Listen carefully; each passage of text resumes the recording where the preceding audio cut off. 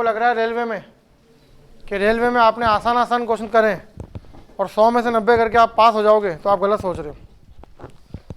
अगर उनमें आपने सारे के सारे मुश्किल क्वेश्चन स्किप कर दिए तो दिक्कत आएगी।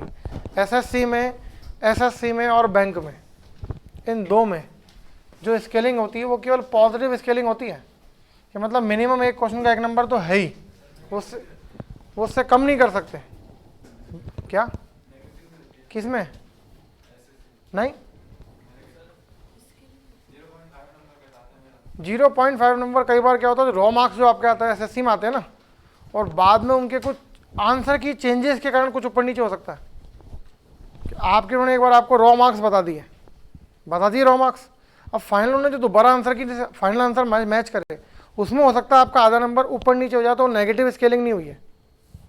एसएससी बैंक नेगेटिव स्केलिंग नहीं करता है। अगर आपके 80 क्वेश्चन सही है तो 80 नंबर तो आपके आने ही आने हैं। अब वो नेगेटिव वाले माइनस हो जाएंगे, वो अलग बात है। लेकिन रेलवेज क्या करता है, पॉजिटिव स्केलिंग भी करता है और नेगेटिव स्केलिंग भी करता है। ये डिपेंड कर रहा है कि आपने मुश्किल क्वेश्चन अटेम्प्ट किए कि नहीं किए, और वो मुश्किल क्वेश्चन आपने कितनी देर में करे, और आसान क्वेश्चन भी आपने कितने टाइम में करा।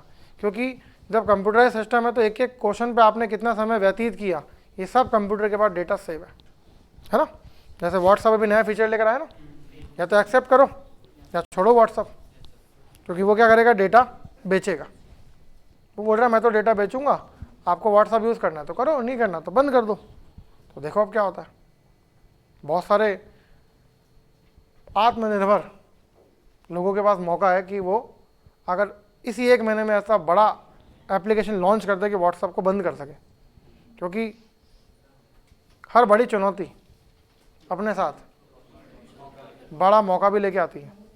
तो ये बड़ी चुनौती है किसी के लिए भी, अगर व्हाट्सएप के पैरेलल इतना ही अच्छा या इससे 10-20% खराब भी बना देता है तो व्हाट्सएप एक बार लोग भूल जाएंगे और सब उस नए एप्लीकेशन पे शिफ्ट हो सकते हैं।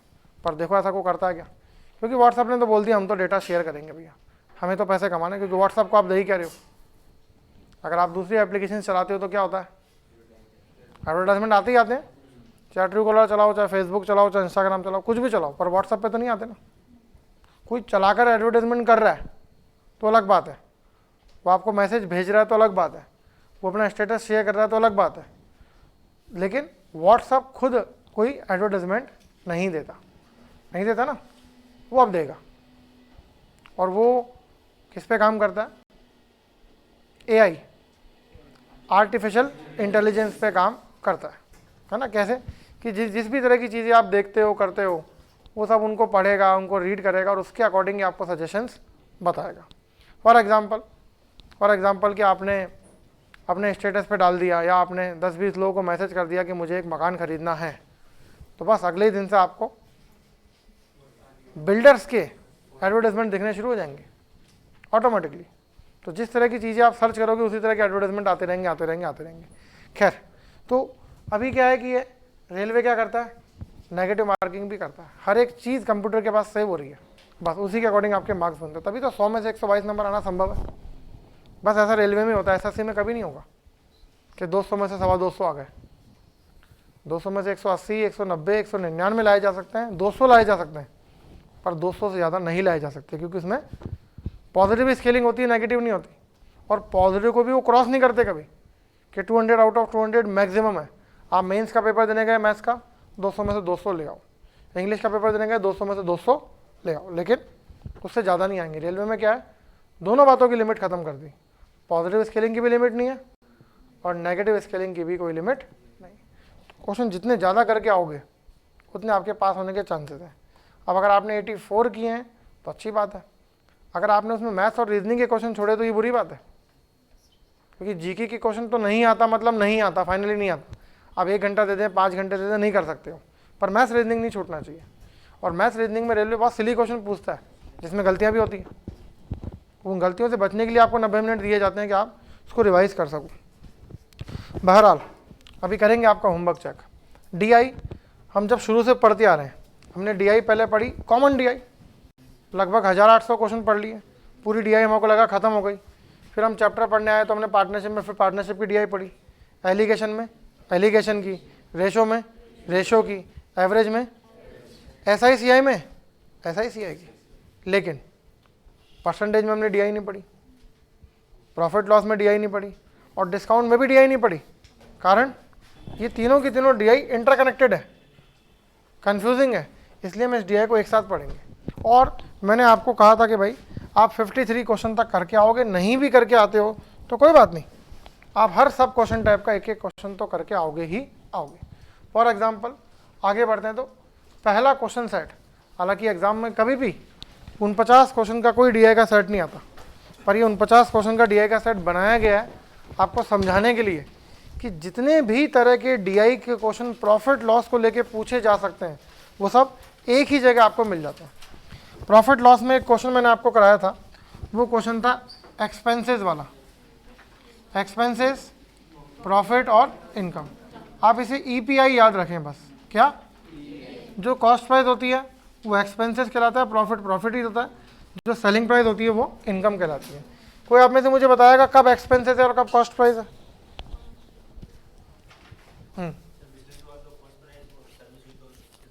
वेरी गुड, गुड्स हुए तो कॉस्ट प्राइस और सर्विसेज हुई तो, क्योंकि बिल्कुल देखती सी बात है, अगर मैं आपको सर्विसेज दे रहा हूँ तो मैं कुछ खरीद तो रहा हूँ ना, जब मैं कुछ खरीद ही नहीं रहा हूँ तो मेरे केवल खर्चे हो रहे हैं और उन खर्चों को मैं जज नहीं कर सकता, है ना। फॉर एग्जांपल आपके पास करंट अफेयर्स, और करंट अफेयर्स से याद है मंडे से करंट अफेयर्स, इस मंडे से करंट अफेयर्स जो बैकलॉग है आपका मार्च से चल रहा है वो सब खत्म कर लो, करंट अफेयर्स पढ़ लो मंडे से शाम को 4 बजे। कितनी बजे? 3 बजे वोकैबुलरी कर देंगे। आपने तो कहा था कि भाई दिक्कत आ रही है, या उसको 3:30 बजे कर देते हैं मॉडरेट।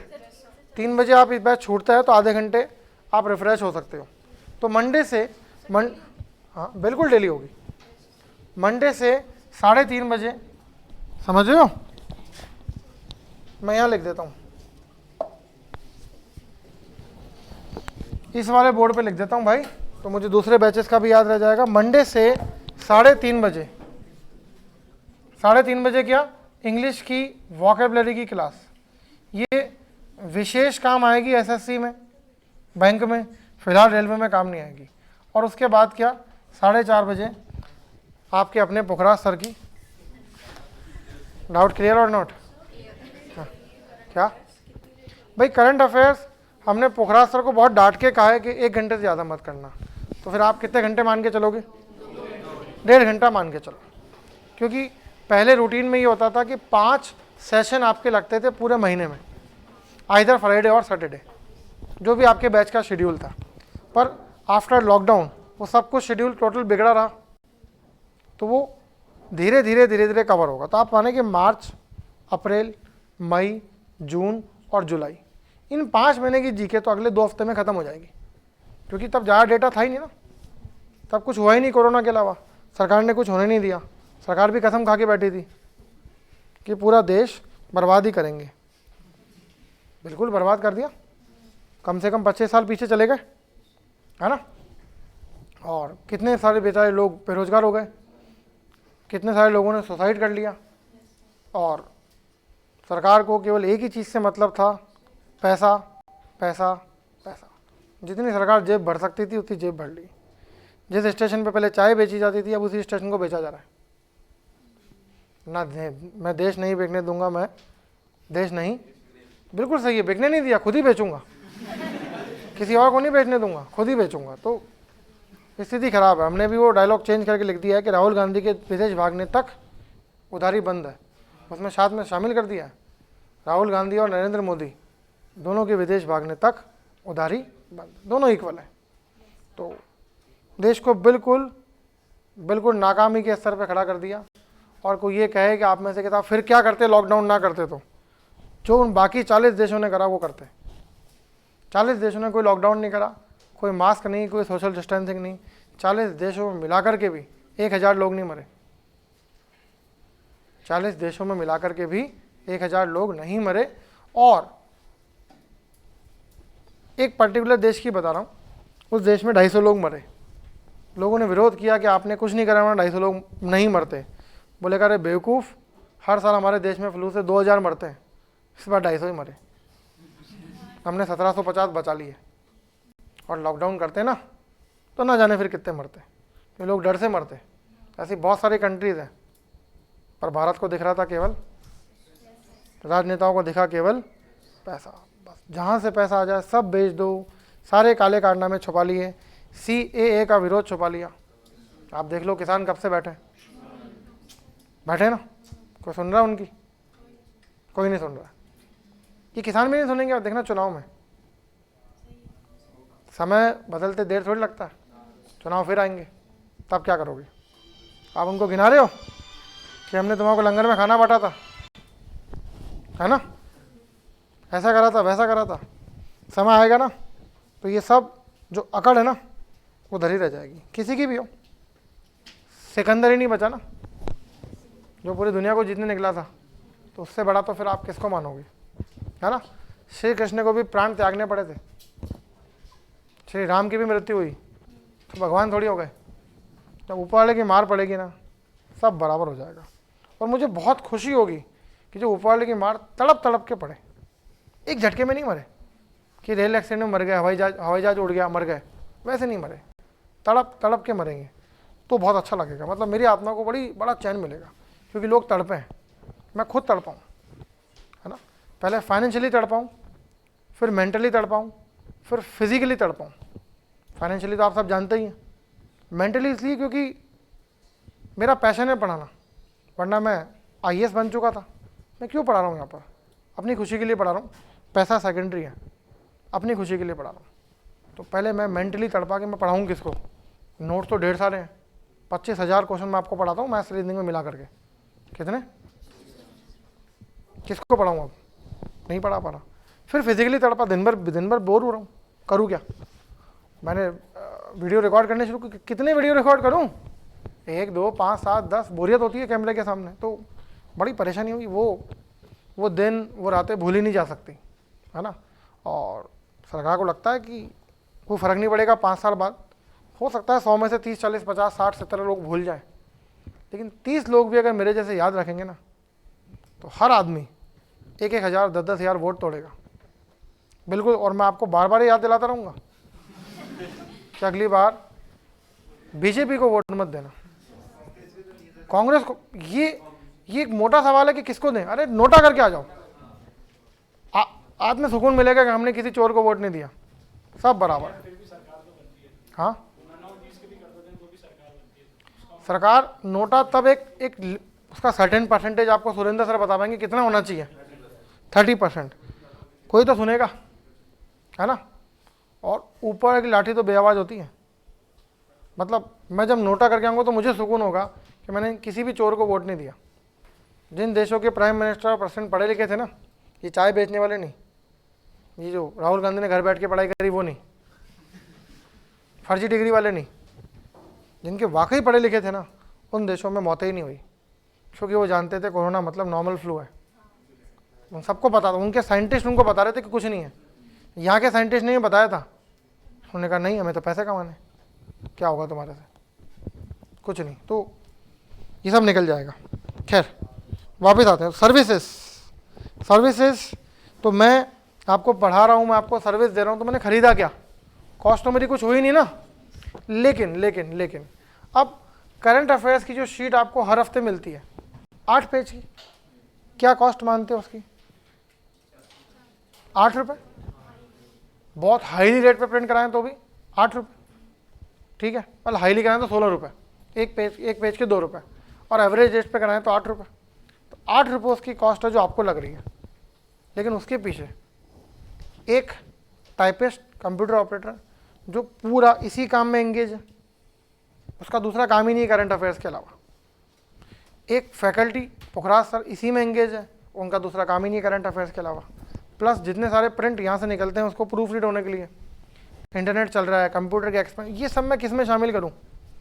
तो आप मानोगे कि मुझे करंट अफेयर्स का मंथली एक्सपेंसेस लगभग 80,000 रुपये आता है। कितने रुपये? 80,000 रुपये, ठीक है। अब अगर मैं 1,000 स्टूडेंट्स को पढ़ा रहा हूँ, कितनों को? 80,000 बटा 1,000 करो तो प्रति स्टूडेंट मुझे 80 रुपये कॉस्ट आ रही है। और मान लो मैं 100 स्टूडेंट को पढ़ाऊँ तो प्रति स्टूडेंट 800 रुपये, और 10 को पढ़ाऊँ तो 8,000 रुपये, और एक कोई करंट अफेयर्स पढ़ाऊँ तो भी 80,000 रुपये। तो ये तो मेरे एक्सपेंसेस है ना। और मैं 10,000 को पढ़ाऊँ तो भी 80,000 ही कॉस्ट आनी है। तो ये एक्सपेंसेस मैं कौन से हेड में डालूँ, कहीं नहीं डाल सकता ना, तो दैट इज़ वाई ये सबके सब क्या है, एक्सपेंसेस है। और अब एक्सपेंसेस और भी बहुत सारे होंगे, दूसरे स्टाफ को भी सैलरी देनी है, बिजली का भी बिल भरना है, नोट्स कॉपी हो के आ रहे हैं उसके पैसे अलग हैं, आपको आईडी कार्ड इशू हो रहे हैं उसके पैसे अलग हैं, बात के पैसे। और फाइनली जितने भी फीस रिसिप्ट हुई, वो मेरी सेलिंग प्राइस है, जिसको मैं क्या कहूँगा, इनकम, पर वो एक्चुअली मेरी इनकम नहीं है। उस इनकम में से एक्सपेंसेस माइनस करूँगा, कुछ बच गया तो प्रॉफिट है ना, कुछ बच गया तो प्रॉफिट, और कुछ नहीं बचा तो नो प्रॉफिट नो लॉस, और ज़्यादा एक्सपेंसेस हो गए तो लॉस। और साल के 6 महीने में लॉस होता है, साल के 6 महीने में लॉस होता है। अप्रैल मई जून जुलाई अगस्त सितंबर तक तो हम प्रॉफिट में रहते हैं, बहुत हुआ तो अक्टूबर मान लो, फिर नवंबर दिसंबर नो प्रॉफिट नो लॉस लगभग मान लो, और जनवरी फरवरी मार्च लॉस में जाता है। तो हर बिजनेस के साथ ऐसा ही होता है, हर बिजनेस का ऐसा ही होता है। तो कुल मिलाकर बात है कि गुड्स और सर्विसेज की। तो जब डीआई के क्वेश्चन आते हैं प्रॉफिट लॉस में, तो सर्विसेज वाले आते हैं। कौन से आते हैं, बस इतनी सी बात ध्यान रखनी है। अभी करते हैं अपन इसका पहला क्वेश्चन। पहला क्वेश्चन मैंने देखा, तो भाई फर्स्ट ऑफ ऑल जो मुझे ज़रूरत है डेटा कॉपी करने की, क्योंकि अगर मैं डेटा, अच्छा एक बात देखना, यहाँ फॉर्मूला लिखा हुआ है, ये बात याद रखना, आगे बहुत काम आएगी। तो ये कौन सा ईयर है, फॉर्मूले की ज़रूरत नहीं है, फॉर्मूला लिखा हुआ है, ये बात ध्यान रखना, फॉर्मूला क्या है उससे मतलब नहीं है। तो 1997 में कितना प्रॉफिट है भैया, ए को 40, 35, 45, 50 और 60, जो बीच में है ना बस वो 35 ही है और कुछ नहीं है। 98, 99, 2000, 2001 एंड 2002। बी की बात करते हैं, 30, 40, 20, 35 और 50, और मैं इसको कर देता हूँ अलविदा। अब मुझे इसकी कोई ज़रूरत नहीं है ना। अब मुझे जो भी क्वेश्चन सॉल्व करना होगा मैं इस डेटा से मेरा काम चला लूँगा।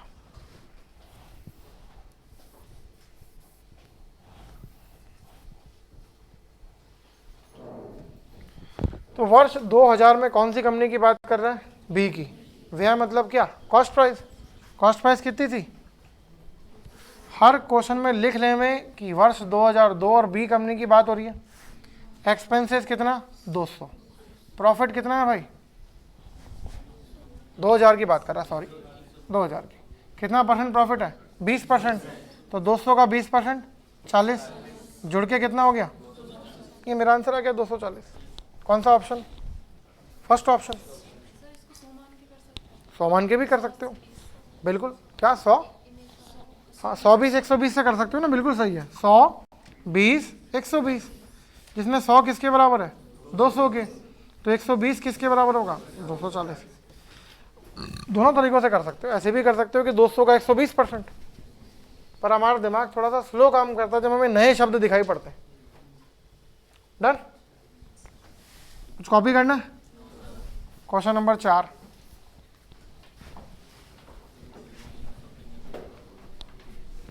क्वेश्चन नंबर 4, 2002 में कंपनी ए की आय कितनी थी, 600 करोड़। आय मतलब क्या, हाँ सीपीपीएल एसपी में बताओ, एसपी, ये 2002 और ये कंपनी ए। बोलो भाई 2002 में कंपनी ए का क्या इमेज बनाऊं, 100, 60, 160, ज़्यादा अच्छा होता 5, 3, 8 बनाता। 8 किसके बराबर, मुझे क्या बताना है, 5 बराबर x, निकालो आंसर, 375। क्लियर।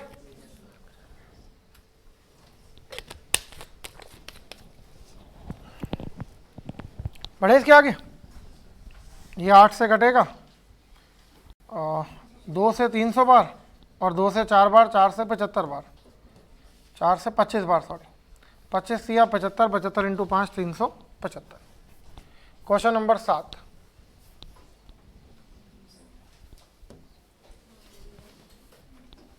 अब यहाँ से क्वेश्चन थोड़े से आपको परेशान करेंगे, और करने भी चाहिए, क्योंकि एग्ज़ाम में ही ज़्यादा परेशान करते हैं। कौन सी कंपनी की बात कर रहा है, 1998, कौन सी कंपनी, बी। बताओ 1998 में बी का प्रॉफिट कितना परसेंट है? तो 100, 30, 130, जिसमें से मुझे ये 200 किसके बराबर दिया? 130 के। तो मैं क्या क्या निकाल सकता हूँ?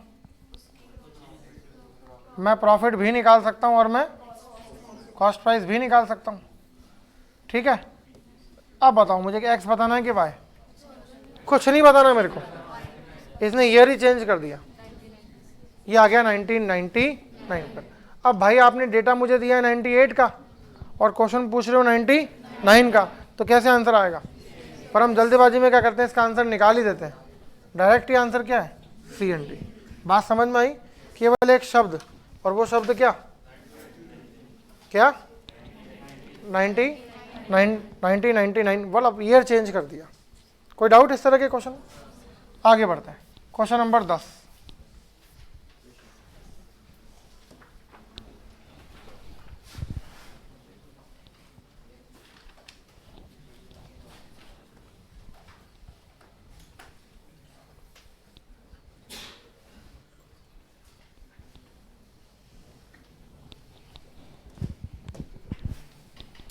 क्वेश्चन नंबर 10 कि वर्ष कौन सा? 1998। दोनों कंपनियों की क्या बराबर थी? आय। लो भाई अभी समझा देते हैं, कितना आसान क्वेश्चन। 1998 को पकड़ते हैं, बताओ क्या रेशियो होगा दोनों का? ये लिखा है 1998, ये लिखा ए और ये लिखा बी। 100, 35, 135, इधर क्या 100, 30, 130। अब मुझे क्या बोल रहा है, दोनों की आय क्या है? बराबर है। तो ये लो, ये भी बराबर 1 के और ये भी बराबर 1 के, ये बराबर x होगा और ये बराबर y होगा। और मुझे क्या निकालना है? x और y दोनों, और फिर x और y का रेशो। हो जाओ शुरू।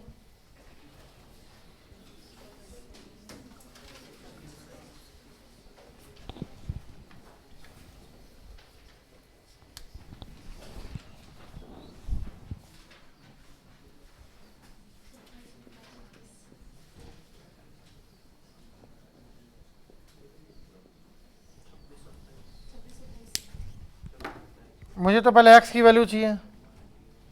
क्या आएगी x की वैल्यू?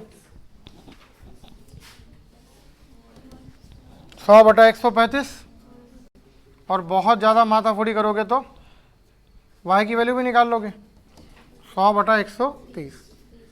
अच्छा, और इनको काटोगे तो 20/27, और ये काटोगे तो 20/26, और भी कटेगा ये 10/13 आ जाता। पर मैं आपको रिकमेंड नहीं करूंगा कि आप ये सब निकालो, क्योंकि आपको वैल्यू तो निकाल ही नहीं सकते हो आप। क्या क्वेश्चन में कोई वैल्यू गिवन है? तो नहीं निकाल सकते। क्या गिवन है? रेशो। तो डायरेक्ट ही रख देते कि 100/135 अनुपात 100/130। ये 2 जीरो से 2 जीरो कैंसिल, ये कट के आता 27, ये कट के आता 26। तो 26 से 27 अनुपात 26 है, 1/27 अनुपात 1/26, क्रॉस मल्टीप्लाई करते तो 26/27। किसी तरह की कोई ट्रिक दिमाग में लेके नहीं आनी है, विशेषकर इसके लिए कि साहब इन दोनों को उल्टा करके रख दूं। बिल्कुल नहीं करना, बिल्कुल नहीं करना, क्योंकि आगे आप क्वेश्चन तरह तरह के देखोगे। ठीक है, इसलिए कोई ज़्यादा दिमाग नहीं लगाना इसमें। Question number 10 clear? बोलो। अभी लो एक और क्वेश्चन, क्वेश्चन नंबर 13। बोलो कुछ। 12 नहीं, 13।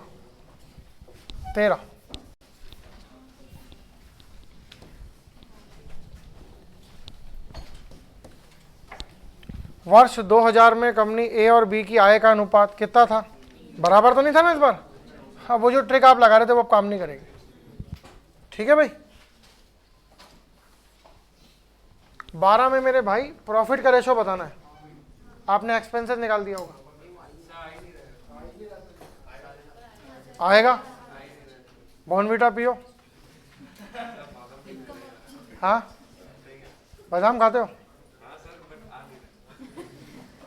कौन से वाले बादाम खाते हो?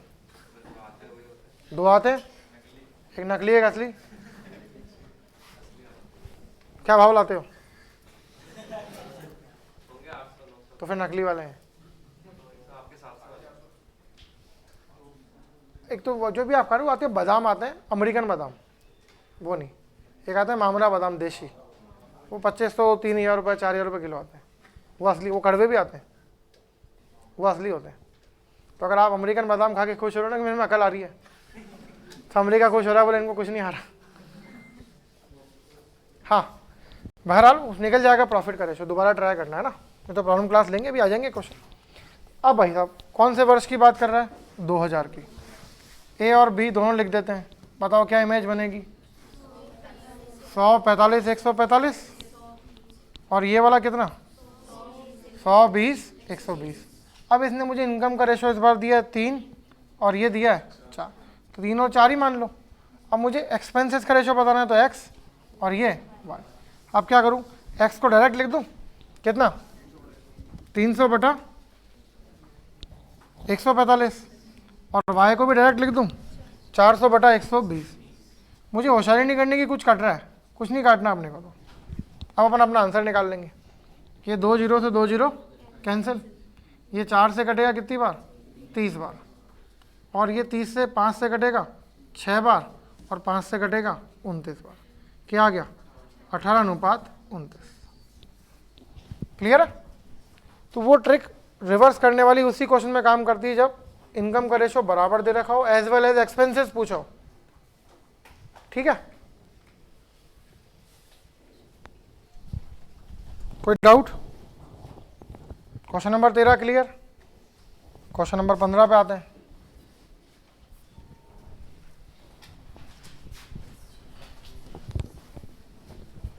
$19.99 ए और बी दोनों के एक्सपेंसेस का रेशो दे दिया, कितना कितना? हाँ, बात ही मत करो इससे, आप तो 1999 की इमेज बनाओ सबसे पहले। क्या बनेगी? 135 135, और ये वाली 140 140। अब किसका रेशो दिया भाई? एक्सपेंसेस का। कितना कितना? ये 3 के बराबर और ये 4 के बराबर। अब मुझे क्या बताना है? ये x और ये y बताना ना, निकाल दो x और y। क्या होगा भाई? x 135 गुणा 3 बटा 100, और y क्या होगा? 140 इंटू 4 बटा 100। तो 100 से 100 तो कट ही जाएगा, निकालो आंसर। जो घर से निकाल रहा है उनको तो बहुत मस्त समझ में आ रहा है कि अभी हमने कुछ और किया था, हमें अब ये एग्जैक्टली ये पैटर्न फॉलो करना है। ये नाम लिखना बहुत ज़रूरी है, कौन सा ईयर और कौन से कंपनी।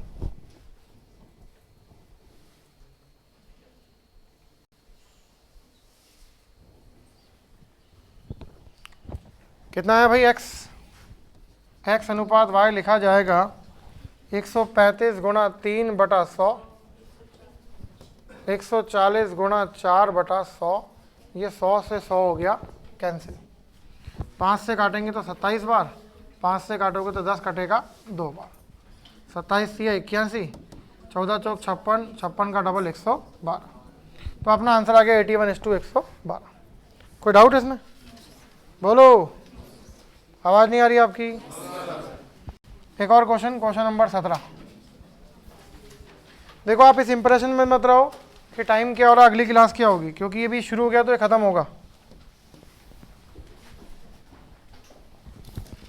क्योंकि अपन जब तक डीआई के सारे तरह के क्वेश्चन नहीं कर लेंगे तब तक ये सेशन खत्म नहीं होगा। घर जाके होमवर्क भी तो 150 तक करना है ना, क्योंकि 150 तक के क्वेश्चन है केवल डीआई के, और एक बार करने बैठोगे सारे फटाफट हो जाएंगे।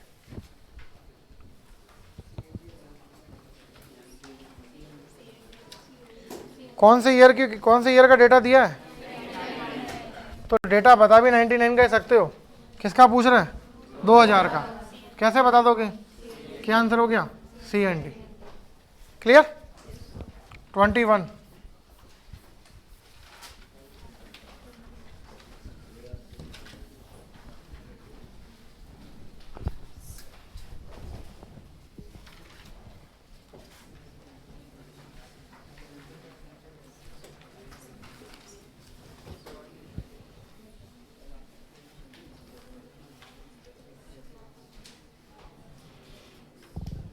कौन सी कंपनी की बात कर रहा है?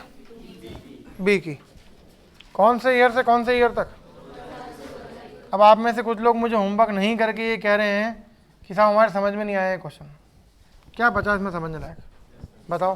पहले कितना था? 20, बढ़ के कितना हो गया? कितना बढ़ा? कितने पर? 15/20, 3/4, और 3/4 क्या होता है? 75% की वृद्धि हो गई। कोई क्वेरी? कोई क्वेरी नहीं, कंफर्म होनी चाहिए, क्योंकि ये पहला ऐसा क्वेश्चन देख रहे हो जिसमें 2 बार प्रतिशत लिखा है। इंग्लिश में भी है, इंग्लिश में भी है, ये परसेंट, ये परसेंट। इस पर डिस्कस करेंगे कल। ये बड़ा कंसेप्ट है। क्या है? अभी अपन इसको नहीं पकड़ेंगे, इसको अपन कल पकड़ेंगे जब आप होमवर्क करके आओगे।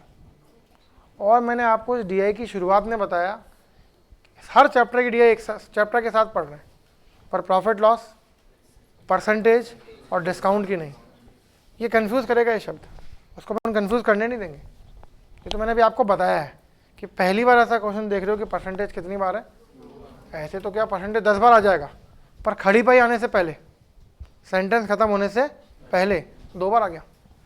ठीक है, इसको एलोबरेट करेंगे कल। चलो 21 हो गया, और देखते हैं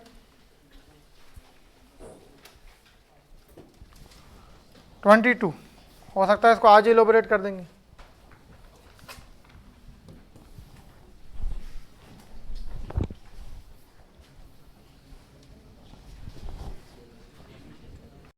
कहाँ से सेम है? ए के लिए है ना? बताओ कितनी वृद्धि हुई? 5 की। कितने पर? 5/45। 1/9 क्या होता है? 11 सही, 1/9%। क्लियर ये क्वेश्चन? और देखो 23।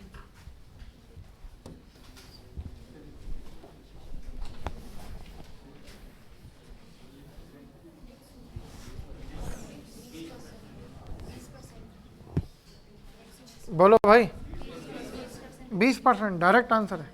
अब इस बार आप देख रहे हो, इस बार आप देख रहे हो कि एक बार ही प्रतिशत लिखा हुआ है।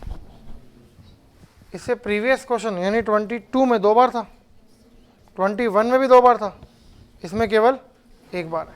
अब इतनी सी बात ध्यान रखो, कंसेप्ट तो फिर अपन कल समझेंगे, लेकिन अगर एक बार प्रतिशत लिखा है तो आपको केवल डेटा देखना है, केवल डेटा को सी करोगे, जो होगा वो आपका आंसर होगा। और अगर 2 बार परसेंटेज होगा तो आपको कैलकुलेट करना है। बात समझ में आई?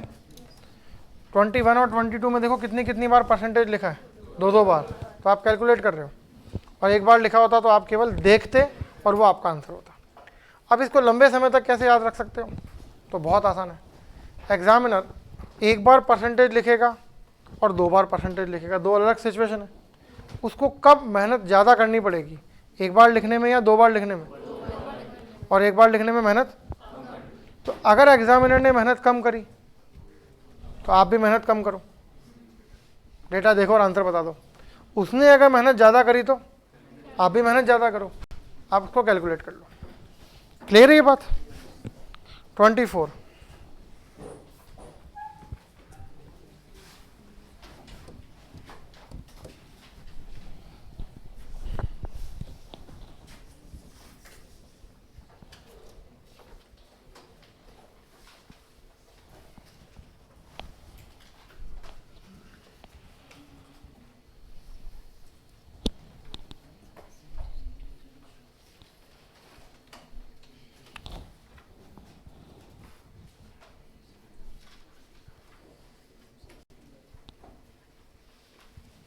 इसमें ना करेक्शन कर लेना भाई, इस जगह हिंदी में ये से, आय से, इसके आगे आएगा कितने प्रतिशत,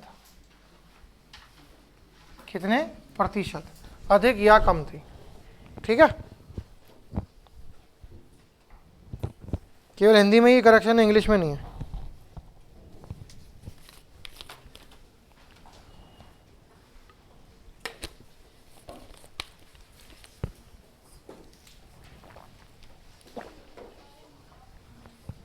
अभी देखो मैं इसको एलॉबरेट कर देता हूँ। कंपनी ए से बात कर रहा है और कंपनी ए की बात कब से कर रहा है? 98 जो मुझे डेटा दिया है, 97 जो भी मुझे डेटा दिया, 97 के वजह से कितना अधिक है? 20%। लो भाई साहब, अपन 97 से शुरुआत करेंगे कंपनी बी की, ए की, ये ए, ये 1997। डेटा तो ना मुझे इस बार ग्राफ चार्ट में दिया था ना यहाँ दिया है, सब केवल परसेंटेज ही है, नॉन वैल्यू है, वैल्यू नहीं है। अभी इसके एक्सपेंसेस कितने मानूं? 100। प्रॉफिट कितना मानूं? 30, 40। तो इनकम कितनी हो गई? अब ये तो मैंने 97 मान ही लिया। अभी जो बोल रहा है इसकी बात मान लेता हूँ। ये बोल रहा है 98 में एक्सपेंसेस कितने ज़्यादा हो गए? 20%। किसका 20%? 100 का 20%, 20 जुड़ के हो जाएगा 120। अब इसका प्रॉफिट तो मुझे दे ही रखा है ना, कितना है? 35%। किसका 35%? निकालो 120 का 35%। बिल्कुल सही है। 100 का 35, 10 का 3.5, अगले 10 का फिर 3.5, 3.5, 3.5, 7, 7 और 35, 42। अब इसकी इनकम कितनी हो गई? 162। अब ये क्वेश्चन प्रॉफिट को लेके भी पूछ सकता है, पर इसने क्वेश्चन किसको लेके पूछा है? इनकम कितनी बढ़ गई? 22। कितने पर? तो 22/140 गुणा 100। ये जो कुछ भी होगा हमारा आंसर होगा। और अधिक हुआ कि कम हुआ? अधिक हुई ना इनकम, ये अधिक वाला आंसर होगा, ना कि कम वाला। क्योंकि जब आप ऑप्शन देखोगे तो ऑप्शन डबल आएंगे, सेम ऑप्शन अधिक में भी आएगा, सेम ऑप्शन कम में भी आएगा।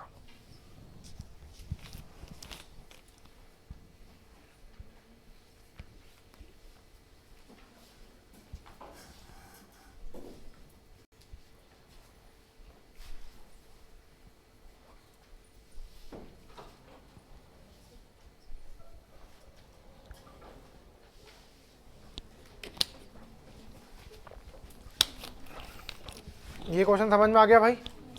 बोलो। 25।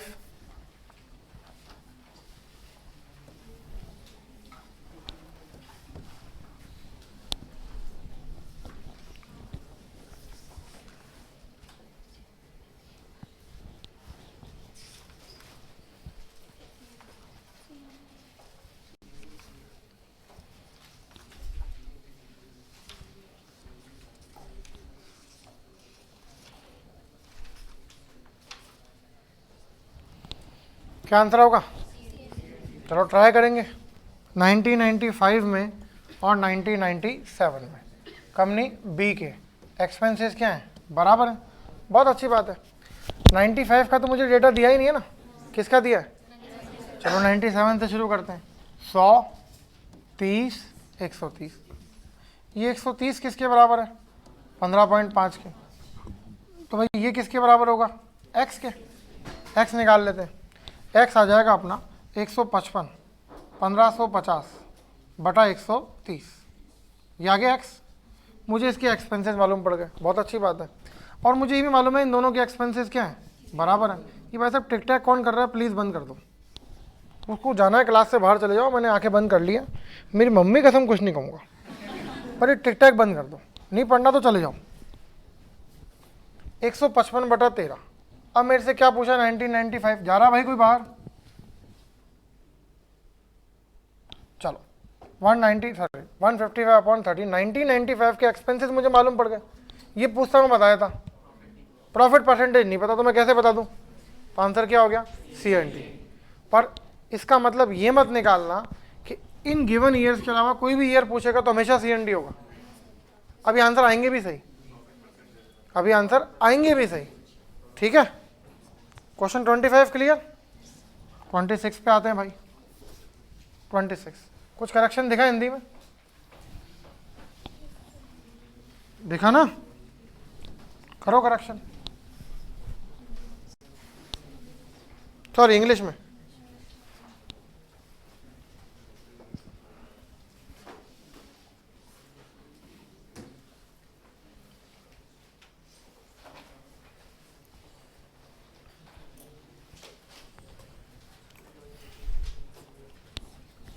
बोल रहा है भाई कि ए 1998 में एक्सपेंसेस कितने थे?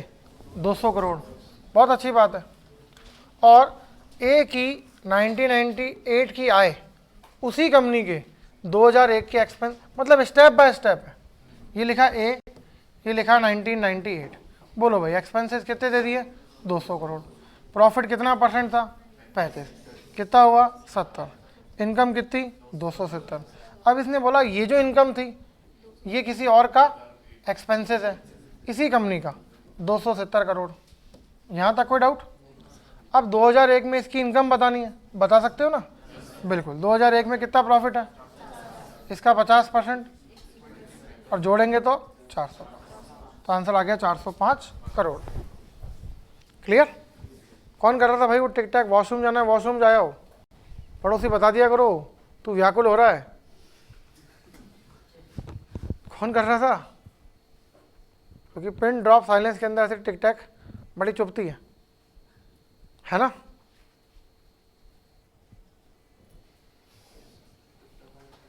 हाँ नहीं, वो तो सबके लगभग सबके पास ही होगा।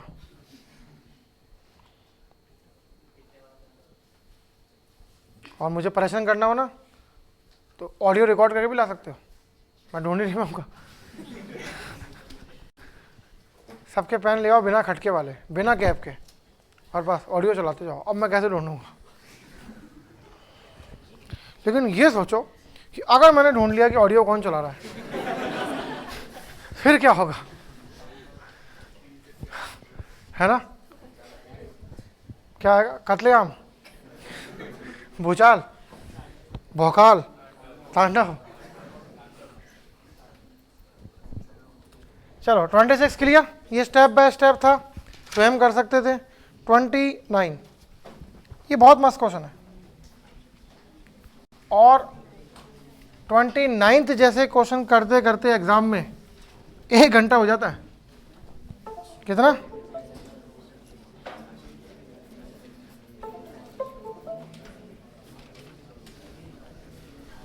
ट्वेंटी 29 जैसे क्वेश्चन करते करते मेरे भाई 1 घंटा पूरा हो जाता है। इसलिए मैंने इसकी हेडिंग भी दी है ट्रिकी और कंसेप्चुअल। अब एक बात समझो, इसको मारो गोली 29 क्वेश्चन को, इस डेटा को मारो गोली, कोई फर्क नहीं पड़ता, दोनों को हटा दो। इसकी अप्रोच ही ट्रिकी है। मैं कह रहा हूँ एक और कंपनी है सी। कौन सी कंपनी है? और 2020 में उसका प्रॉफिट था 20%, और 2021 में बोलो कितना मान लूँ? 25% मान लिया। बस 2 ही ईयर मानने काफ़ी होते हैं किसी भी चीज़ को कंपेयर करने के लिए। 2 वर्ष मान लो, कंपनी का नाम कुछ भी हो, वर्ष का नाम कुछ भी हो, इसमें कंपनी का नाम या वर्ष का नाम इंपॉर्टेंट है या 20 और 25%?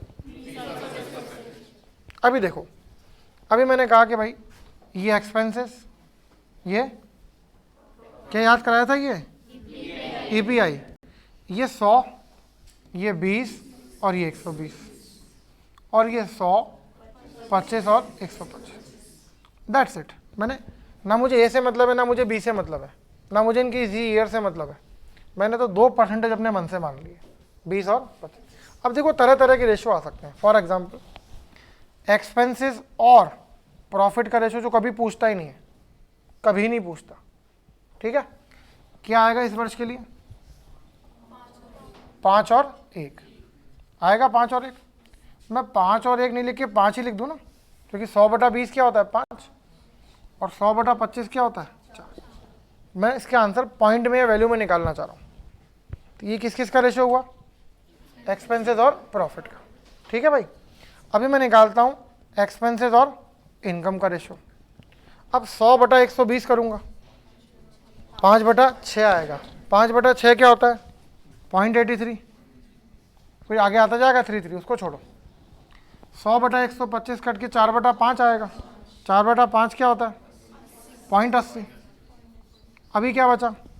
प्रॉफिट और इनकम, यही बचा। तो प्रॉफिट और इनकम 20/120 कट के क्या आएगा? 1/6। 1/6 क्या होता है? 0.16। 25/125, 1/5 क्या होता है? That's it. जो मेरे से पूछा होगा, जो कोई भी रेशो मेरे से पूछा होगा ना, जो कुछ पूछेगा, मैं अपने मन से कुछ भी मान के निकाल लूँगा। इस डेटा को नहीं देखूंगा, इसको नहीं देखूंगा, भाड़ में जाए, कोई फ़र्क नहीं पड़ता। मैंने कोई भी 2% अपने मन से माने और मैंने वो रेशो निकाल दिए। तो क्या केवल 3 ही तरह के रेशो निकाले जा सकते हैं? बिल्कुल नहीं, 3 और निकाले जा सकते हैं। इनका उल्टा कर दो, इन्हीं सबको उल्टा भी तो कर सकते हो कि नहीं कर सकते हो। ये देखो, अभी मैं प्रॉफिट का एक्सपेंसेस से रेशो पूछूं तो 4-5 नहीं 20। अरे आप क्या कर रहे हो, आप इन दोनों ईयर का रेशो नहीं है भैया, ये अलग है ये अलग है, ठीक है। अभी देखो 1/5 होगा, क्या होगा 1/5 होगा कि नहीं होगा। 2020 में 1/5, 1/5 की वैल्यू क्या होती है भाई 0.20 और 1/4 की वैल्यू 0.25। तो यहाँ था एक्सपेंसेस का प्रॉफिट से, यहाँ है प्रॉफिट का एक्सपेंसेस से। अब इनकम का एक्सपेंसेस का इनकम से और इनकम का एक्सपेंसेस से। अब इनकम क्या थी 120/100 यानी 6/5, 6/5 का मतलब 1.20, 125/100 यानी 1.25। क्लियर। इसका उल्टा कर दूँ तो इनकम और प्रॉफिट का रेशो 120/20 यानी 6, 125/25 यानी। अब इन 6 रेशो के अलावा, इनके अलावा ये 3 और 3 कुछ 7वां रेशो अपने मन में सोच के देखो, नहीं होगा, होता ही नहीं है, होता ही नहीं है, क्योंकि फैक्टोरियल 3 की वैल्यू 6 होती है, मैथमेटिकली फैक्टोरियल 3 की वैल्यू 6 होती है। तो 6 ही कॉम्बिनेशन बन सकते हैं और कॉम्बिनेशन नहीं बन सकते। क्लियर। अभी 6 के 6 क्वेश्चन एग्जाम में पूछता है, और अभी 2 कंपनियां दी है ना, फिर कंपनियां भी 8-8, 10-10 देता है। कितनी, और ज़्यादा मुश्किल करने के लिए ईयर भी 8-8, 10-10, 15-15 साल के क्वेश्चन देता है, पर होता 2 कौड़ी का है। ठीक है। फॉर एग्जाम्पल मैं मेरा वाला क्वेश्चन पढ़ता हूँ। मेरा वाला क्वेश्चन क्या है, मेरा क्वेश्चन है कि मुझे आय का अनुपात, किसका, किससे बताना है। तो मैंने देखा कि इनकम और एक्सपेंसेस का रेशो, ये तो मैंने आपको केवल समझाने के लिए बताया कि 6 बनाओ, आपको 6 बनाने ही नहीं थे, आपको केवल ये वाले 2 बनाने थे, ये वाला, बल्कि एक ही रेशो 2 अलग वर्षों के लिए, और इनको इनसे कंपेयर करना था कि भैया जैसे जैसे प्रॉफिट बढ़ रहा है वैसे वैसे ही रेशो भी, बात खत्म। मतलब मैंने इन दोनों में एक रिलेशनशिप एस्टैब्लिश कर ली। वो रिलेशनशिप हमेशा 2 ही प्रकार की होगी, या तो वो पॉजिटिव होगी या फिर वो नेगेटिव होगी। पॉजिटिव का मतलब है कि जैसे जैसे प्रॉफिट बढ़ेगा वैसे वैसे वही वाला रेशो भी बढ़ेगा जो मेरे से पूछा जा रहा है, या फिर इसका उल्टा कि जैसे जैसे ये बढ़ेगा वैसे वैसे ये कम होगा, मतलब नेगेटिव रिलेशनशिप हो गई। तो देखो यहाँ तो क्या रिलेशनशिप है। अब मैं आपको कहूँ इसको एग्जाम तक याद रख लो तो याद रख लोगे, अगर 1 होता तो याद रख लेते, पर ये तो कितने हैं 6। बात समझ में आई। अच्छा अभी देखो, मान लो ये एक्सपेंसेस और प्रॉफिट के लिए पूछा होता तो आप क्या बोलते, नेगेटिव इमेज बनती ना, कि जैसे जैसे प्रॉफिट परसेंटेज बढ़ रहा है, मतलब जो डेटा मुझे गिवन है वो बढ़ रहा है, तो ये रेशो घट रहा है। ये वाला बढ़ रहा है ना, ये वाला बढ़ रहा है, ये वाला। तो भैया मैं सारे के सारे थोड़ी याद रख सकता हूँ, और मैं क्यों याद रखूँ, इस क्वेश्चन को मारो गोली, अगले क्वेश्चन पे आते हैं। छोड़ो इसको छोड़ा, मैंने ये क्वेश्चन देखा, क्या पूछ रहा, आय का किससे रेशो। अभी हम सब कुछ भूल गए, अभी हमें कुछ भी मालूम नहीं है। हमने फिर लिखा 20% और 25%, कोई भी वर्ष कोई भी कंपनी, क्या इमेज बनेगी 100-20, और ये क्या इमेज बनेगी। अब इसने जो मेरे से पूछा है मैं उसको फटाफट पकड़ता हूँ। इनकम से एक्सपेंसेस, 120/100 क्या होता है 1.20, 125/100 क्या होता है 1.25, यही है ना। अब बताओ रिलेशनशिप पॉजिटिव कि नेगेटिव, बात खत्म। अब ये निकालने में कितनी देर लगी, 10 सेकेंड अधिकतम। अब इसको बोलेंगे कि तू क्वेश्चन आने दे भाई, ये क्वेश्चन लेकर आया। क्वेश्चन किसके लिए था, कोई फर्क नहीं पड़ता, क्वेश्चन क्या था ये फर्क पड़ता है। अब मैं जानता हूँ मुझे मिनिमम चाहिए, अब मैंने वापस रिलेशनशिप एस्टैब्लिश करी, जैसे जैसे प्रॉफिट बढ़ेगा वैसे वैसे ये रेशो बढ़ेगा। मुझे रेशो मिनिमम चाहिए, तो मुझे प्रॉफिट भी मिनिमम चाहिए। कौन सी कंपनी के लिए, ए कंपनी के लिए। अब ए कंपनी के लिए मिनिमम कहाँ है, 2 वर्षों में है, 98 में भी है और 90। अब आप देखोगे प्रीवियस क्वेश्चन भी यही था, ए के लिए था, और आय और व्यय वाला ही था, आय और। तो मैंने आपको ये समझाया 10 मिनट के अंदर कि देखो 6 अलग अलग क्वेश्चन आ सकते हैं, उन 6 को आप रट के नहीं जा सकते हो कि इस वाले में रिलेशनशिप पॉजिटिव होता है, इस वाले में दो ही रिलेशनशिप होते हैं, आइदर पॉजिटिव और आपको रटना ही नहीं है। अब मैंने आपको समझाया कि भाई कुछ भी पूछे, करना क्या है, 10 सेकंड इन्वेस्ट करना है। ये मैंने कंपनी का नाम लिखा या कंपनी का नाम, ईयर लिखा, क्या इंपॉर्टेंट था, प्रॉफिट परसेंटेज, कि अगर प्रॉफिट परसेंटेज बढ़ेगा तो ये वाला रेशो, कौन सा वाला रेशो जो मेरे से पूछा गया है, वो बढ़ रहा है, तो दैट मीन्स एक ही बात दिमाग में नहीं कि ये पॉजिटिव रिलेशनशिप है, और घट जाता तो। अब क्वेश्चन पढ़ते हैं, क्वेश्चन नंबर 29। दोनों क्वेश्चन सेम है, दोनों क्वेश्चन ही सेम है। अब देखो मुझे क्या बताना है, मुझे मिनिमम बताना है ना, तो ये लो मिनिमम बता देता हूँ मैं। मिनिमम कौन से ईयर में है, 98 में भी है और 99 में भी है, ऑप्शन में क्या है, तो ये लो 99 सही हो गया। कोई डाउट, कोई डाउट? अभी लो, अभी मैं इस क्वेश्चन पर आया, मैंने कहा क्वेश्चन तो यार वही है, आंसर 98 और 99 दोनों ही अवेलेबल नहीं है, तो जो अवेलेबल है इनमें सबसे कम कौन सा है वो देख लो। हाँ जी 97 अब सबसे कम है, तो क्या 97 अवेलेबल है, बिल्कुल अवेलेबल है। जो अवेलेबल होगा ना वो आंसर होगा, मतलब बहुत सारे झगड़े हैं, ये सारे झगड़े पार्टनरशिप में नहीं थे, एलिगेशन में नहीं थे, रेशियो प्रपोर्शन में नहीं, इनफैक्ट SICI में भी नहीं, SICI में लेंदी थे क्वेश्चन, कंसेप्चुअल नहीं थे, ये सब क्या है। और कई मास्टर तो बोलते हैं याद कर लो, अरे भाई क्यों याद कर लो और कब तक याद रखोगे, जो चीज़ें क्लोजली रिलेटिव होती है ना आगे पीछे, वो आप याद नहीं रख पाते, उसमें कंफ्यूज होते हो, आधी बार सही आधी बार गलत, क्यों याद कर लो, हमें याद ही नहीं करने, हम तो क्या करेंगे 10 सेकंड में रिलेशनशिप डिटरमाइन कर लेंगे कि प्रॉफिट परसेंटेज की रिलेशनशिप किस रेशो से, जो मेरे से पूछा गया है उससे बस क्या रिलेशनशिप, या तो पॉजिटिव होगी या फिर वो नेगेटिव होगी, दैट्स इट, मेरा क्वेश्चन सॉल्व हो जाएगा। आई बात समझ में? ये वाला कॉपी करना है या पिछले वाला, करो कॉपी।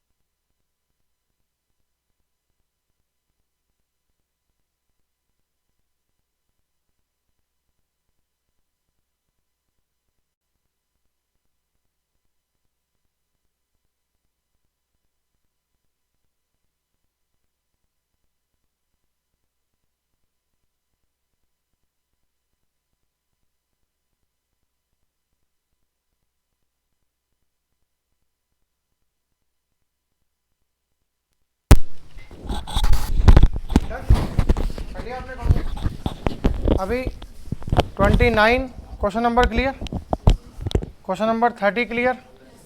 अभी देखो, अभी यही का यही क्वेश्चन किसके लिए आ रहा है, मैक्सिमम के लिए आ रहा है। तो मैक्सिमम कब होगा, जब प्रॉफिट परसेंटेज मैक्सिमम होगा। वो आंसर कर दोगे 32 में, वो अब आप अपने अकॉर्डिंग क्वेश्चन सॉल्व कर सकते हो। क्लियर है ये बात, बोलो। अब आते हैं 33 पर।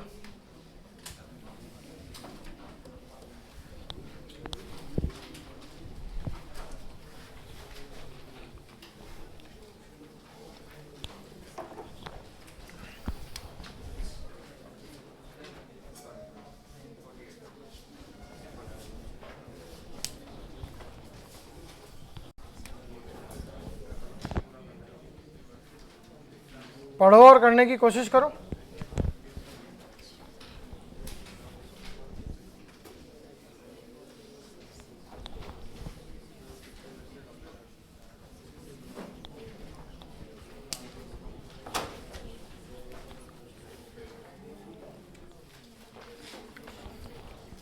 दिए गए वर्षों में ए के लिए पिछले वर्ष की तुलना में किस वर्ष प्रतिशत लाभ का उतार, सबसे उतार मतलब डाउनफॉल। अब सबसे पहली बात तो ये कि ये किसकी बात कर रहा है, कंपनी ए के लिए, और लाभ की बात कर रहा है या लाभ प्रतिशत की बात कर रहा है, और मुझे डेटा भी लाभ परसेंटेज के लिए दिया है। तो देखो, ये मैंने एक बार फिर से कॉपी कर लिया अपने समझने के लिए कि 1997 में भाई ये 40 था, ये 35 था, ये भी 35 था, ये 45 था, ये 50 था और ये 60 था। ये 98, 99, 2001 एंड 2 ये ईयर हो गए। अभी यहाँ तो मैं कुछ बोल ही नहीं सकता हूँ, मुझे मालूम ही नहीं लास्ट ईयर कितना था, तो मैं कंपेयर डैश लिख दिया मैंने, मैं कंपेयर नहीं कर सकता हूँ। अब ये क्या है, माइनस का 5 है, कितने पर, 40 पर, यानी 1/8 हुआ। 1/8 का मतलब हुआ माइनस का 12.5%। अब 35/35 डैश नहीं, 0, और ना पॉजिटिव हुआ ना नेगेटिव हुआ। अभी बढ़ा 10, कितने पर, 2/7 क्या होता है, 28.56%। ठीक है, तो मुझे फ्रैक्शन याद है तो बहुत जल्दी काम हो जाएगा। अभी वापस प्लस हुआ 5, कितने पर, 1/9 क्या होता है, 11.11%। अभी फिर प्लस हुआ, कितने पर, 50, कितना हुआ। अब मज़े की बात क्या हुई कि भाई उतार तो एक बार ही आए ना, तो वही सबसे कम है, वही सबसे ज़्यादा। अब आने वाले क्वेश्चन देखो, मैंने ए के लिए सारे क्वेश्चन सॉल्व कर लिए ना। अभी देखो, कंपनी ए की ही बात कर रहा हूँ, ये फिक्स है। प्रॉफिट परसेंटेज की ही बात कर रहा हूँ, ये भी फिक्स है। प्रॉफिट परसेंटेज कौन सी कंपनी के लिए, ए कंपनी के लिए। अब इसने मेरे से बोला उतार, उतार का मतलब कमी, कमी का मतलब इंग्लिश में डिक्रीज। ठीक है, डिक्रीज इसने मेरे से पूछा मैक्सिमम कब है, तो भी भैया 1998 में, और मिनिमम कब है, तो भी 1998 में, क्योंकि डिक्रीज हुआ ही एक बार है, तो मैं कंपेयर करूंगा किससे। अब बात करता हूँ उतार नहीं, चढ़ाव की। चढ़ाव यानी क्या, वृद्धि, वृद्धि यानी क्या, इंक्रीज। अब इंक्रीज तो 3 बार हुआ ना, इन तीनों में से मैक्सिमम कौन सा है, 2000, वर्ष 2000, और इन तीनों में से भाई मिनिमम कौन सा है, 2001। ये बात समझ में आई, बोलो। और ये बात यहां खत्म नहीं होती, ये बात यहां खत्म नहीं होती। अभी क्या है, अभी इस क्वेश्चन में आता है ट्विस्ट। अभी ये लैंग्वेज और उलझाएगा, अब ये लैंग्वेज और उलझाएगा और ये इन लैंग्वेज को मिक्स करेगा। अभी क्या बोलेगा, उतार हो या चढ़ाव हो, कुछ भी हो, इसका मतलब पॉजिटिव और नेगेटिव को नहीं देखना है। किसको नहीं देखना है, कुल मिला के चेंज की बात कर रहा है। किसकी, कि जो चेंज हुआ है वो मुझे बता दो, किस फॉर्म में, परसेंटेज के फॉर्म में। बताओ वो चेंज मैक्सिमम कब हुआ है, मतलब माइनस को मत देखो, अब केवल नंबर्स को देखो, कब हुआ है, वर्ष 2000 में। और ये बता दो कि वो मिनिमम कब हुआ है। हाँ जी, 1999 करूँ क्या, हाँ, क्यों, वहाँ 0 नहीं हुआ है, असलियत में वहाँ चेंज ही नहीं हुआ है, तो वो इस क्वेश्चन का पार्ट ही नहीं है। समझ रहे हो, वहाँ उतार या चढ़ाव दोनों ही नहीं है। तो ये मिनिमम कब हुआ है? 2001 में।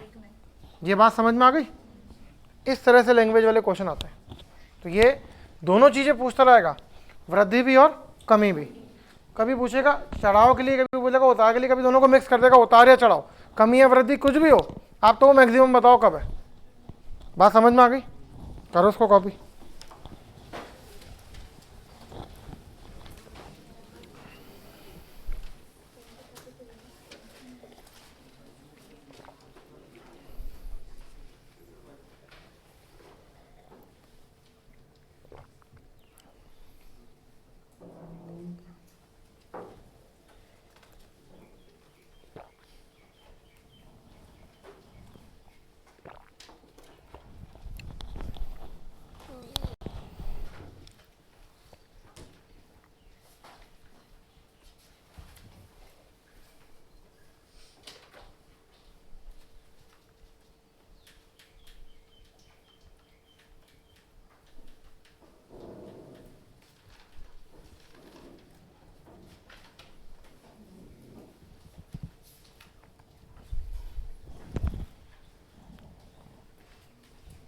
अब यही सारे के सारे क्वेश्चन कंपनी बी के लिए भी तो आ सकते हैं, बोलो।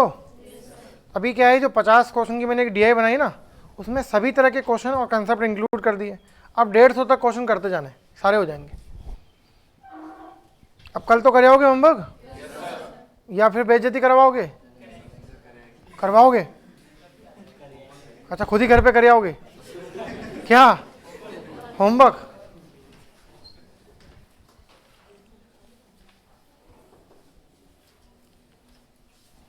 अब तक तूने सॉरी नहीं बोला, तो पलट रहा है मोदी की तरह।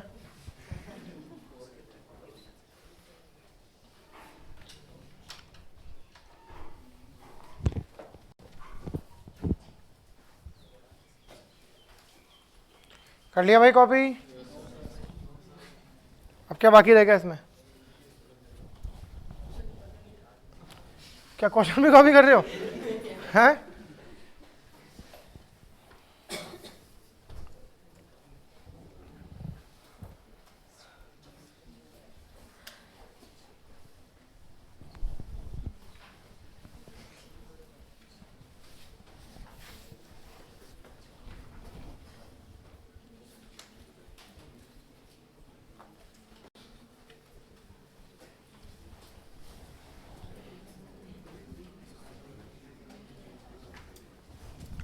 कर लिया भाई कॉपी?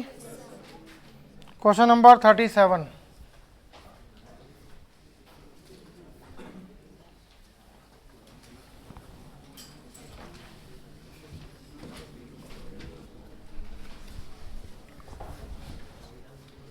किस वर्ष के दौरान कंपनी ए के लिए पिछले वर्ष से कुल अर्जित प्रतिशत लाभ का अनुपात न्यूनतम है? अभी अनुपात न्यूनतम अधिकतम पहले भी आया था ना, अब आप इसको फिक्स नहीं कर सकते हो, क्योंकि पिछले वर्ष से कनेक्ट किया जा रहा है, ना कि एक्सपेंसेस से। क्योंकि एक्सपेंसेस को तो 100 मान के आप सबको फिक्स कर दोगे, पॉजिटिव नेगेटिव रिलेशनशिप देख लोगे। इस बार ऐसा कुछ नहीं होगा।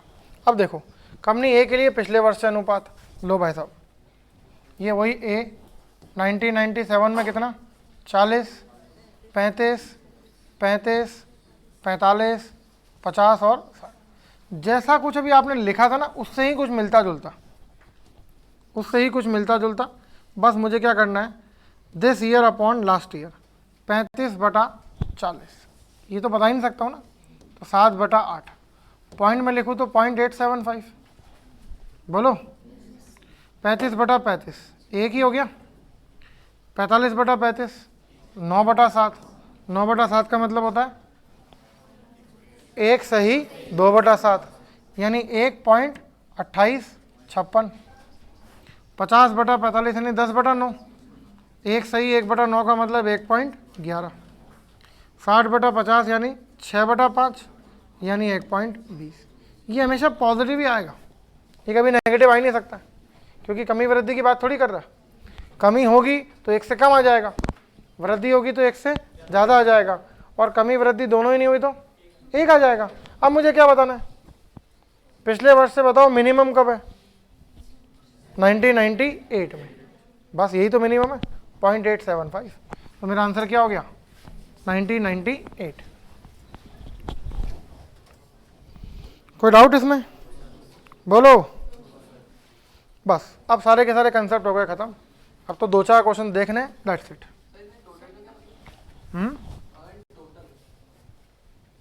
During which year the ratio of percentage profit earned total from the previous.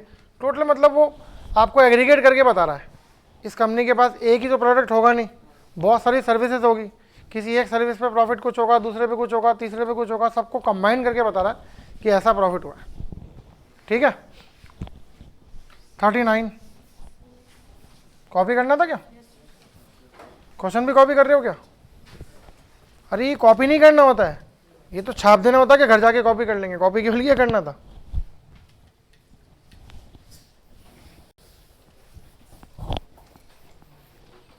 ये तो नोट्स ही आप कैसे बन जाएंगे कि खुद ही कोचिंग खोल लो। हाँ, अगर इतना पढ़ा पाओ तो। इतना तो पढ़ ही नहीं पा रहे, पढ़ाएंगे कैसे?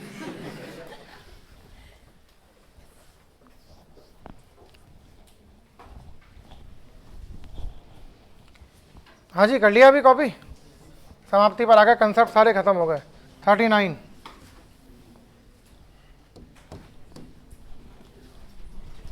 सभी वर्षों में मिलाकर एक का औसत प्रतिशत लाभ। इसमें क्या दिक्कत है भाई? जोड़ो इनको। 5 दिया 15, हासिल लगी 1, 19 और 7 26, 265। 265 बटा 6, ये जो कुछ होगा आपका आंसर होगा। 45 में 0.83 कम, 44.16%। क्लियर है बात? 39 क्लियर? बोलो। अभी मजा आएगा 40 में। फटाफट निकालो 40 का आंसर।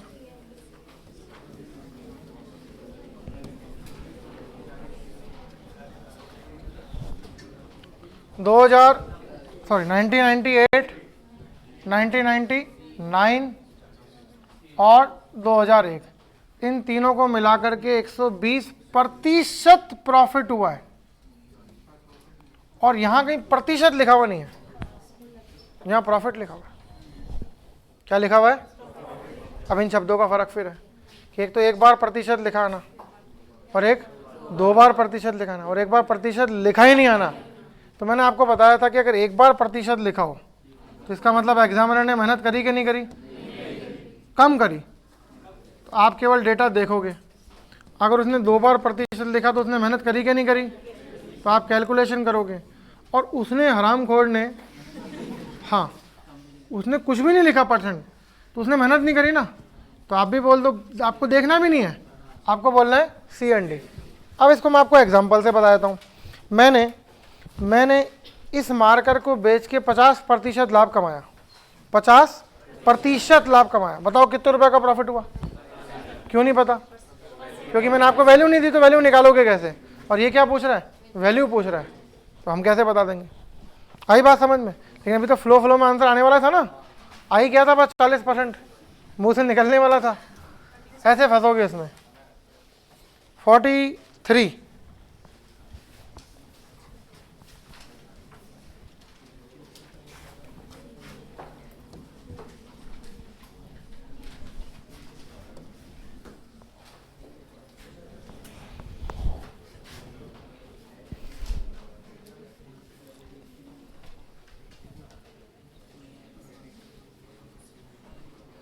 तो 1998 और 1999, इन दोनों में मिलाकर के कंपनी बी का एक्सपेंसेस कितना है? 270 करोड़। तो इन दोनों वर्षों की टोटल आय निकाल के बतानी। फटाफट शुरू हो जाओ।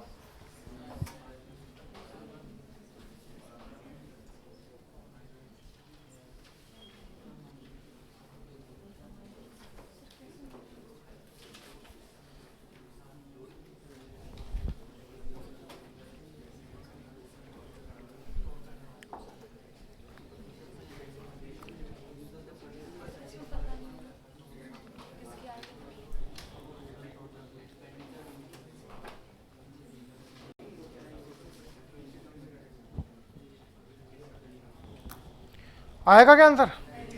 क्यों नहीं आ रहा भाई?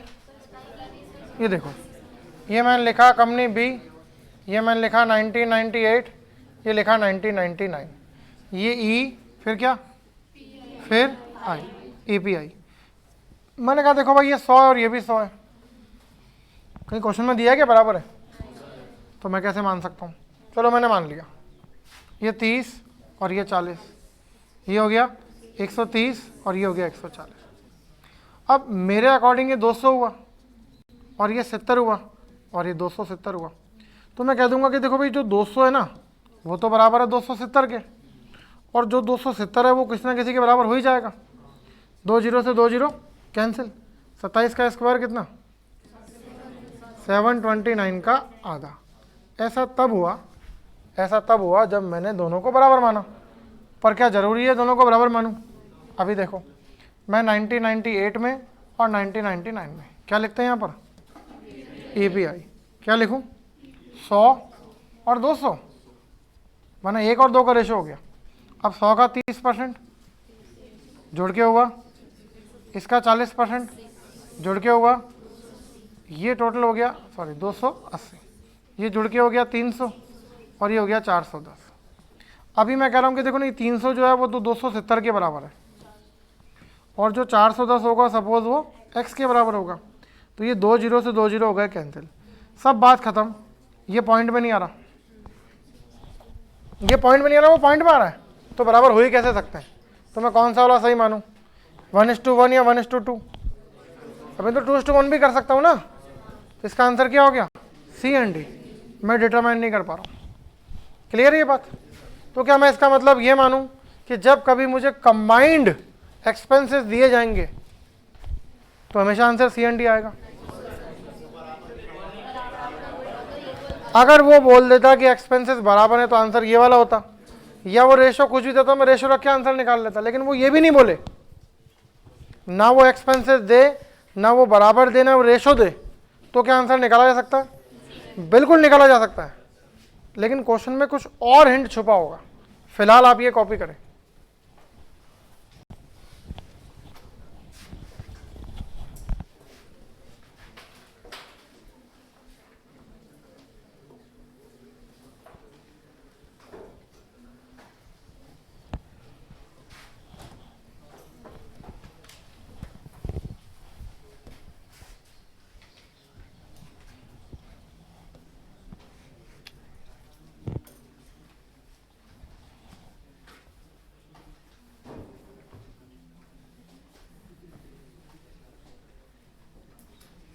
कर लिया भाई कॉपी? बोलो। 43 का एक नया क्वेश्चन लिख लें, 43 का सब्स्टिट्यूट क्वेश्चन ए। सब कुछ सेम, सब कुछ सेम, सब कुछ सेम, वही कंपनी बी, वही कंपनी बी, बस 1998 और 1999 की जगह बस 1998 और 1997 पढ़ लेना, तो आपका एक सब्स्टिट्यूट क्वेश्चन बन गया। बन गया, मैंने और कुछ छेड़खानी नहीं करी है, मैंने कंपनी भी चेंज नहीं करी है, मैंने प्रॉफिट परसेंटेज भी चेंज नहीं करा है, मैंने 270 भी चेंज नहीं करा है, मैंने कुछ भी चेंज नहीं करा है। मैंने केवल एक चीज़ चेंज करी है, वो क्या है बोलो? अब ईयर होने से देखो ये वाला आ गया आंसर, आ गया ना 30 वाला। अब लो मजे, अब मैंने कहा देखो बी 97 और 98 मैं 100 मान के करूं तो 130 130, ये भी क्या आएगा 130 130, टोटल क्या हो गया 200 और 260। अभी आप देखना, अभी 200 किसके बराबर, 270 के बराबर, 260 किसके बराबर, x के बराबर। ये 2 जीरो से 2 जीरो हो गए कैंसिल, ये 2 से कटेगा कितनी बार, 13 सत्ते 91 का 1, हासिल का 9, 13 दूनी 26 और 9 351। आप कहोगे हम ये आंसर कैसे मान लें, आप 100 और 200 करके बताओ। तो देखो 100 और 200 से EPI, यहाँ 100 रखा और यहाँ 200 रखा, 100 का 30%, 200 का 100, 200 in total cost price, in total selling price, 300 किसके बराबर, 270 के, 390 किसके बराबर, ये 2 जीरो से 2 जीरो, ये 3 से कटेगा, पहले भी तो 13 × 27 किया था, आपके तो आंसर सेम आ रहा है। आपके 200 और 100 से कर लो, आपके 200 और 100 से कर लो। ये इधर मानता हूँ 200, इधर मानता हूँ 100, इसका 30 60, इसका 30 30, 260 और 130, ये वही 300, ये वही 390। फिर बात वही आएगी, आपकी मर्जी हो जो मान लो, हर बार आंसर 351 आएगा। कारण है कि इस बार वर्ष चेंज हुआ लेकिन उसमें प्रॉफिट परसेंटेज सेम हो गया, जो कि क्वेश्चन का पार्ट नहीं है, वो डेटा जो गिवन है उसका पार्ट है। आई बात समझ में? बोलो। तो आंख मीच के नहीं करना है कि नहीं भाई अगर एक्सपेंसेस का रेशो देंगे तो ही आंसर आएगा, नहीं, उसने प्रॉफिट इक्वल कर दिया तो भी आंसर आ जाएगा। बोलो, कोई doubt? Confirm? Second last question,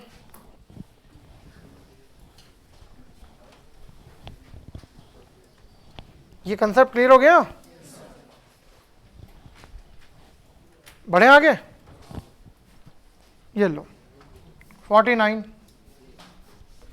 अभी क्या होता है, देखो डेटा कुछ भी दे रखा हो आपको, ये कंफ्यूज करता है आपको, ये कंफ्यूज करता है, आप कंफ्यूज होना मत इससे। क्या कंफ्यूज कर रहा है देखो, पढ़ो तो जरा। 1997 में ए कंपनी का प्रॉफिट परसेंटेज कितना बता रहा है, यहाँ कितना लिखा है, इसको भूल जाओ, वो जो लिखा है वो सही है। अब उसने कुछ भी दिया हो बायोग्राफ में वो सब गलत है, ये जो बोल रहा है ये सही है। तो इनफैक्ट हमको डेटा की जरूरत ही नहीं है। बताओ 25% की इमेज क्या बनेगी, किस किस के लिए, 125 125 EPI के लिए, जिसमें 250 क्या है, 125 बराबर 250, तो 100 बराबर x। कितना आएगा? मतलब जहां से पहला क्वेश्चन शुरू किया ना वापस वहीं पर आ गए। ठीक है, बेसिक से लेकर के लास्ट तक सभी लेवल के क्वेश्चंस पढ़ लिए। कौन सा क्वेश्चन था ये, लास्ट के सेकंड लास्ट? अभी मैंने आपसे चर्चा करी थी कि क्वेश्चन घूम फिर के और भी आते हैं, है ना? तो ये 1 to 49 वाली DI तो खत्म हो गई। अभी देखो बहुत सारी कंपनियां दे देगा, बहुत सारे वर्ष दे देगा, और कोई भी प्रॉफिट परसेंटेज जो है ना इन दो के अलावा राउंड फिगर में नहीं है ना? तो इसका मतलब क्वेश्चन बहुत आसान आने वाले हैं, बहुत आसान, क्योंकि पहली चीज टेबल नहीं बनानी, केवल ऑब्जर्व करना है क्वेश्चन को। देखें क्वेश्चन 2005 बात कर रहा है, 2005 की कौन सी कंपनी, क्यू। ये 2005 और ये क्यू 10% हो गया। अर्जित लाभ प्रतिशत उस वर्ष बाकी कंपनियों द्वारा मिलाकर अर्जित, बाकी कंपनी लिखा है, देखना आप, रिमेनिंग में क्यू शामिल होगा कि नहीं होगा? चलो, कि उनके औसत के बीच का अंतर बताओ, अभी बता देंगे। ये देखो क्यू तो कितना है 10, अब देखो 9 और 5 14 और 8 22 और 12 34 और 6 40 बटा 5, क्योंकि एवरेज करना है, तो 10 और 8 का अंतर 2%। बात समझ में आ गई? तो ये जब आपको अनयूजुअल डेटा देगा जो कि राउंड फिगर नहीं होगा तो क्वेश्चन आसान आने वाले हैं। डन?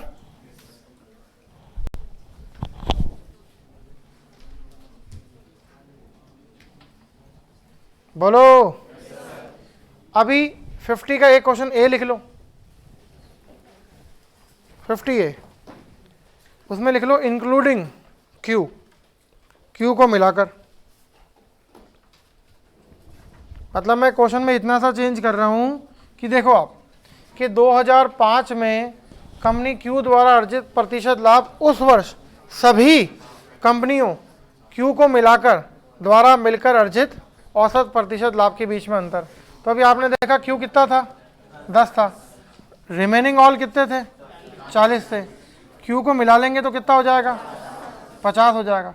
अब भाग 5 से नहीं दोगे तो अब एवरेज क्या होगा, 8.33, और ये कितना है, इसका आंसर क्या होगा, 1.67। बात समझ में आ गई? बोलो। तो क्वेश्चन ये भी आ सकता है ना कि क्यू को हटा रहे हो या क्यू को रख रहे हो, दोनों अलग अलग बातें हैं। कोई डाउट इसमें? 52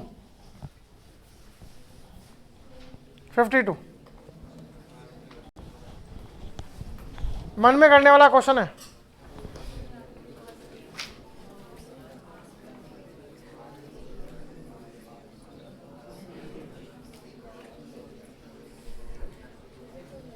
क्या इसने मुझे आर कंपनी के लिए अलग अलग हर वर्ष में प्रॉफिट, इनकम या एक्सपेंसेस कोई भी वैल्यू दी है तो मैं कैसे निकाल दूंगा?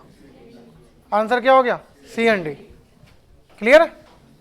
और आर के लिए क्या किसी और कंपनी के लिए दिया है क्या? चलो 53 देखो, ये भी मन में होगा।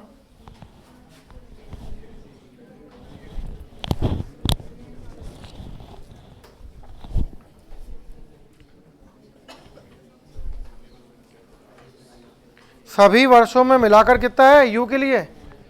अलग अलग दे दे भाई, अलग अलग दे दे, मैं बता दूंगा।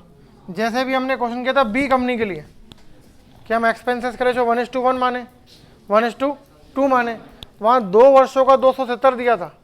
यहाँ भाई सारे वर्षों का, तो वही नहीं बता पाए तो यहाँ बता दोगे क्या? ये तो इम्पॉसिबल हो गया। एक ही कंडीशन होती पॉसिबल की ये सारे के सारे परसेंटेज सेम होते, लेकिन फिर भी क्या जब कभी ऐसा क्वेश्चन आएगा उसका आंसर सी एंड डी होगा? अभी देखो क्वेश्चन, ये आखिरी क्वेश्चन, दैट्स इट। होमवर्क कहाँ तक करना है? नहीं 150 तक नहीं, 200 तक भी नहीं,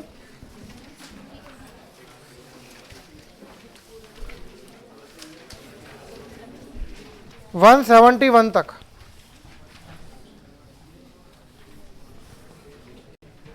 होमवर्क है 1 to 171, ठीक है। इसमें मैं आपको रियायत ये दे देता हूँ कि आज फ्राइडे है, मैं इसकी प्रॉब्लम कल नहीं लूँगा, तो कब लूँगा? मंडे को लूँगा।